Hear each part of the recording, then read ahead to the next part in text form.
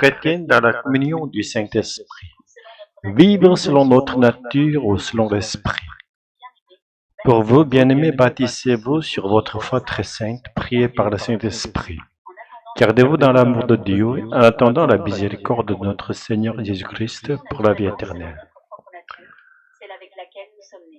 Nous vivons naturellement selon notre propre nature, celle avec laquelle nous sommes nés. Il est impossible de vivre selon la nature divine ou selon la volonté de Dieu. Cela ne devient possible que lorsque le Saint-Esprit vient en nous, faisant de nous le temple où il habite. Vu de l'extérieur, cela peut sembler proche du chamanisme, mais l'essence en est totalement différente. Dans le chamanisme, le médium devient possédé par un esprit et perd sa liberté, il devient l'instrument de cette puissance. Mais la présence du Saint-Esprit en nous est tout autre. Il habite en nous sans jamais nous priver de notre liberté et de notre personnalité.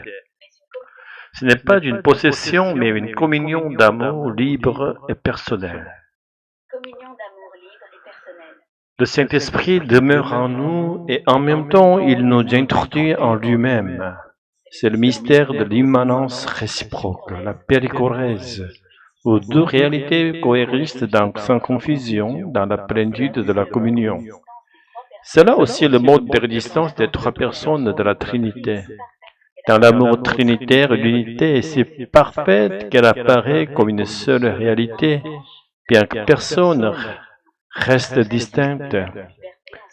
Nous, en revanche, nous pouvons atteindre ce degré d'union. Notre nature et notre liberté en sont les limites. Mais le but de notre vie spirituelle est précisément de tendre vers cette communion divine, cette mutuelle inhabitation.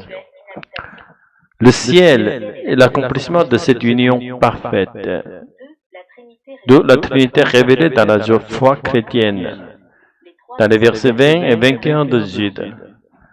Les trois noms saints de la Trinité apparaissent ensemble. Quand les apôtres parlent de Dieu dans le Nouveau Testament, ils désignent habituellement le Père. Avec la révélation du Fils, nous découvrons que Dieu contient en lui-même la personne du Père. Le Fils incarné et le Saint-Esprit qui habite en nous et communie avec nous sont des manifestations distinctes. Mais le Père demeure transcendant au-delà de toute créature. Nous ne recevons l'amour du Père que par le Fils et par le Saint-Esprit. Nul ne peut atteindre le Père autrement. L'islam, tout comme le judaïsme et le christianisme, affirment croire en un Dieu unique. Cependant, il rejette la Trinité. Pour l'islam, Jésus est un grand prophète, non le Fils de Dieu, tandis que le judaïsme ne reconnaît même pas en lui un prophète. L'islam considère Mahomet comme le dernier messager, l'unique voie vers Dieu, et ainsi, parmi les multiples religions, il devient la sienne propre, prétendant enseigner la vérité. Mahomet lui-même est interdit d'être divinisé, et les croyants musulmans ne peuvent que le vénérer comme le seul chemin légitime vers Dieu. Pourtant, même si beaucoup de chefs religieux sont grands, il reste des hommes. Nous ne pouvons atteindre Dieu par des hommes qui partagent notre nature déçue. Seul Jésus-Christ, Dieu fait homme. Notre chemin personnel vers le Père peut nous sauver. Il ne rivalise avec aucun homme, car il est Dieu lui-même, celui que toutes les religions, consciemment ou non, cherchent à atteindre. Toi, la tentation d'idolâtrer l'humain et le rôle du Saint-Esprit, quand Dieu lui-même est devenu le chemin, chercher ce chemin auprès d'hommes semblables à nous révèle la tendance profonde de notre cœur à rechercher la gloire humaine. Nous divinisons les chefs religieux pour nous élever avec eux, tentant ainsi de combler nos complexes d'infériorité. Mais le christianisme est la religion du Saint-Esprit. Nul ne peut dire Jésus est Seigneur si ce n'est par le Saint-Esprit. Le mot Seigneur désigne ici Dieu lui-même, selon la tradition biblique. Nous ne devons pas penser que notre intelligence nous a révélé que Jésus est Dieu. C'est le Saint-Esprit envoyé par le Christ qui met en nous la foi et la connaissance du salut. Ainsi, il n'y a rien d'étrange à ce que ceux qui n'ont pas l'esprit ne puissent pas reconnaître Jésus comme Dieu. Jude 19, ce sont ceux qui provoquent des divisions, hommes charnels, n'ayant pas l'esprit. Le chrétien doit donc faire de la demeure permanente du Saint-Esprit en lui le but de la vie. La fidélité au culte, la prière, les bonnes œuvres. L'évangélisation et la mission ne sont que les fruits naturels de la vie conduite par l'Esprit. Mais trop souvent, les dirigeants religieux prennent ces fruits pour des objectifs en soi, car ils paraissent plus concrets.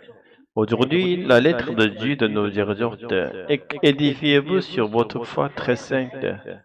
Le verbe grec utilisé ici est epikodoméon, composé de épi et oikodoméon.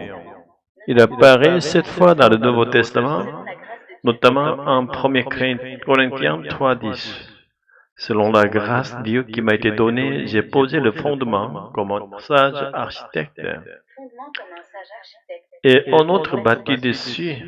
Pour rappel que le fondement c'est le Christ lui-même, et que toute construction de la foi doit reposer sur cette pierre angulaire. Priez dans l'esprit et demeurez dans l'amour. Celui qui est venu remplacer la présence visible du Christ après son ascension, c'est le Saint-Esprit. Ainsi, selon Jude 20, il est essentiel d'être solidement enraciné dans la foi très sainte que donne l'Esprit. Mais comme l'Esprit est invisible, sans corps comme celui de Jésus, aucun homme ne peut prétendre être le Paraclet ou incarner l'Esprit Saint. Ce sont là des erreurs hérétiques. Dire « j'ai vu le Saint-Esprit » est mensonger. Car l'Esprit est invisible bien qu'il parle à notre cœur, nous guide et demeure en nous.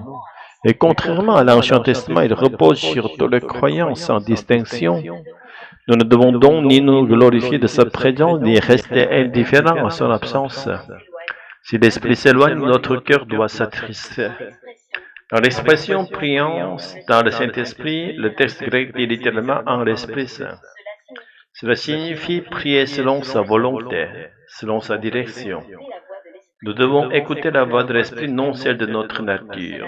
Pour cela, Dieu nous a donné les Écritures inspirées par le Saint-Esprit lui-même. Chercher l'Esprit dans le vide ou dans les voies intérieures imaginaires, c'est s'égarer. Nous entendons la parole de l'Esprit dans la parole écrite, et c'est pour cela que nous méditons la Bible. Au verset 21, Jude exhorte les croyants à demeurer dans la communion de l'amour de Dieu, afin d'être gardés de leur propre nature. Car même si nous croyons en Jésus-Christ, notre nature humaine nous accompagne jusqu'à la mort. Nous ne pouvons pas atteindre ici-bas la perfection de la mutuelle inhabitation avec le Saint-Esprit. Mais la miséricorde de Jésus couvre nos manques et nos failles, nous rendant participants de la vie éternelle. Ainsi, nous ne glorions pas d'avoir reçu l'Esprit, ni nous méprisons les autres religions. Restons humblement conscients de notre dépendance envers la miséricorde du Christ et prions pour que le Saint-Esprit accorde la même grâce à tous les hommes, quelle que soit leur croyance. Alléluia, Amen.